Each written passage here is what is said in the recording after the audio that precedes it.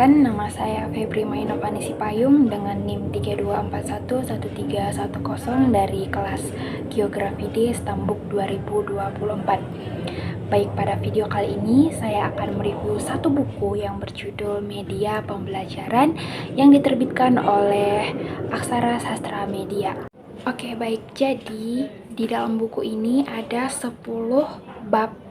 Nah, bab yang pertama itu membahas konsep dasar media pembelajaran, yang dimana bab ini membahas dasar-dasar media pembelajaran, mulai dari pengertian, fungsi, landasan teori, klasifikasi media, hingga perannya dalam proses pembelajaran.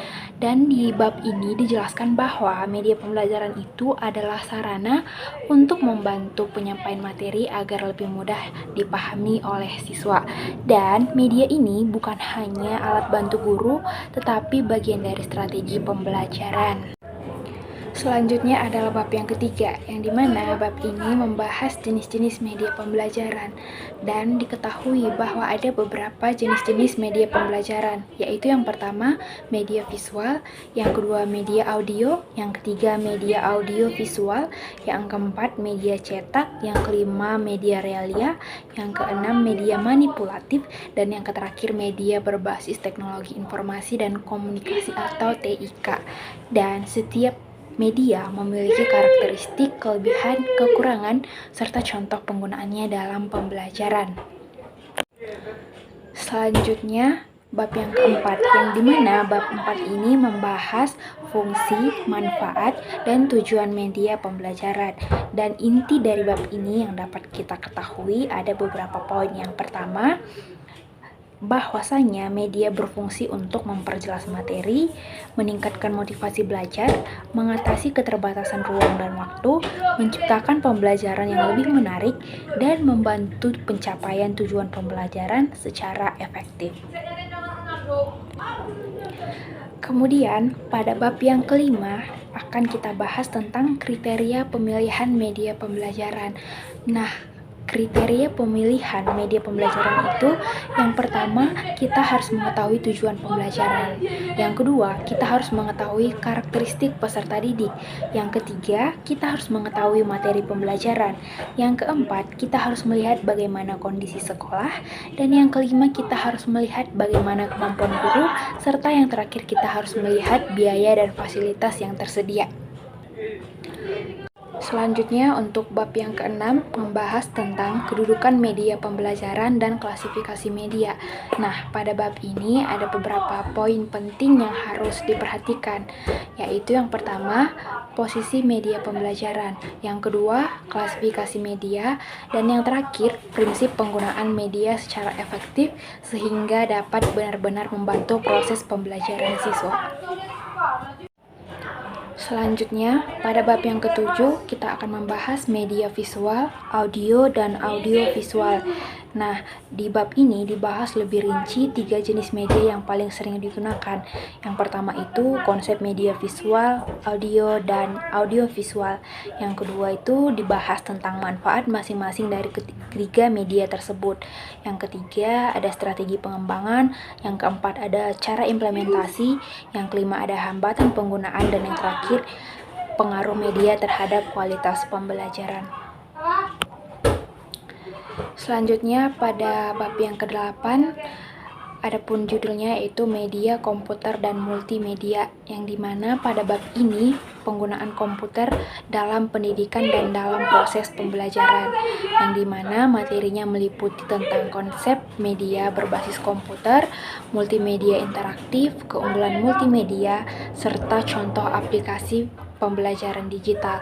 Dan pada bab ini menunjukkan bahwa perkembangan teknologi dapat membuat pembelajaran lebih fleksibel dan lebih menarik. Selanjutnya pada bab yang ke-9 tentang prosedur pemilihan media. Nah, prosedur pemilihan media ini diliputi oleh beberapa poin penting. Yang pertama itu pentingnya memilih media yang baik dan benar sesuai dengan kebutuhan siswa. Yang kedua, kita harus mengetahui faktor-faktor yang mempengaruhinya. Dan yang ketiga, dibahas lebih detail tentang langkah-langkah dalam pemilihan. Serta yang keempat itu ada model pemilihan media. Dan yang terakhir, contoh penerapan dalam berbagai mata pelajaran.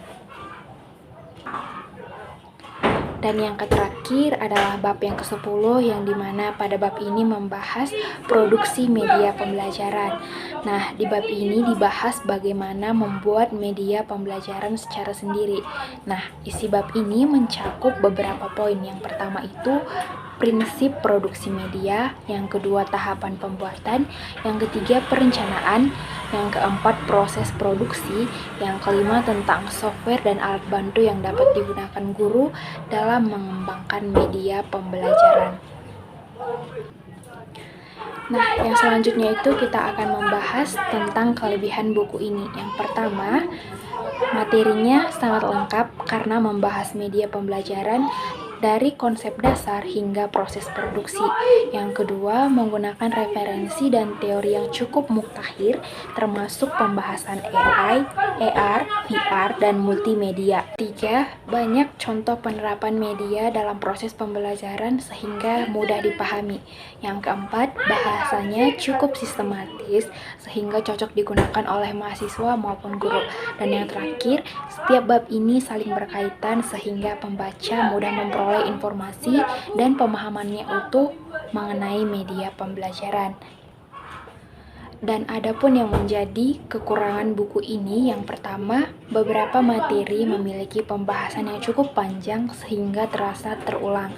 Yang kedua, didominasi berisi teori sehingga contoh praktik nyata di kelas masih bisa ditambah. Yang ketiga, ilustrasi berwarna dan infografik masih terbatas sehingga tampilannya kurang menarik bagi pembaca. Dan yang terakhir, karena memuat banyak teori, pembaca pemula membutuhkan waktu yang lebih lama untuk memahami isi buku tersebut.